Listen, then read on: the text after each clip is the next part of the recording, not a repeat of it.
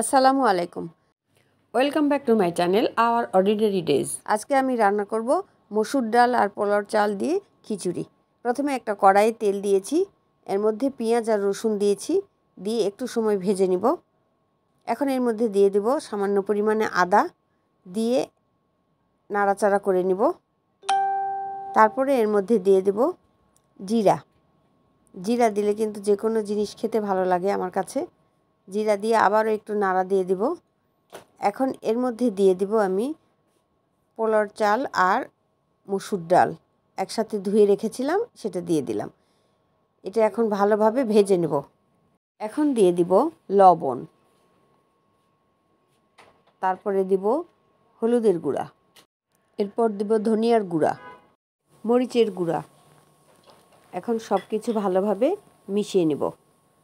এই সময় যদি চাল আর ডাল ভালোভাবে ভেজে নেওয়া হয় তাহলে খেতে কিন্তু খুব ভালো লাগে।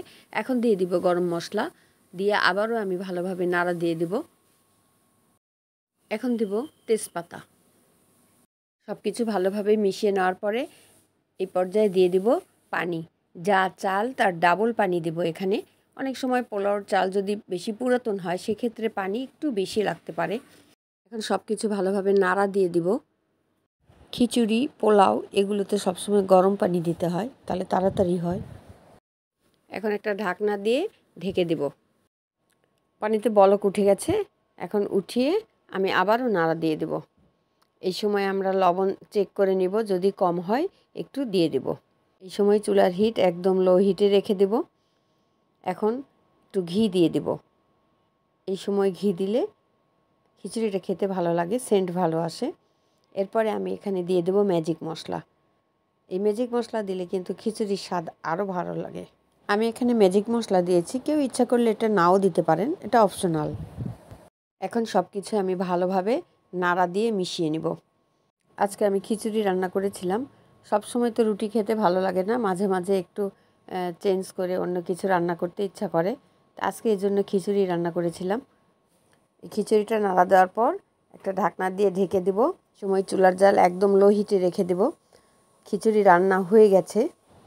খিচুড়ি কিন্তু বেশ কিছুক্ষণ দমে রাখতে হয়, দমে রাখলে এটা ভালোভাবে সুসিদ্ধ হয়। ভিউয়ার্স, এই খিচুড়ি রান্নার রেসিপি যদি ভালো লেগে থাকে তাহলে প্লিজ লাইক দেবেন, সাবস্ক্রাইব করবেন আর বেল আইকন বাটন অন করে রাখবেন। আর কমেন্ট করতে ভুলবেন না। খিচুড়ি আমরা ডিম ভাজি দিয়েও খেতে পারি, আবার বিভিন্ন ভর্তা যেমন শুটকি ভর্তা, তারপরে কালিজিরা ভর্তা, এগুলি দিয়েও খেতে পারি।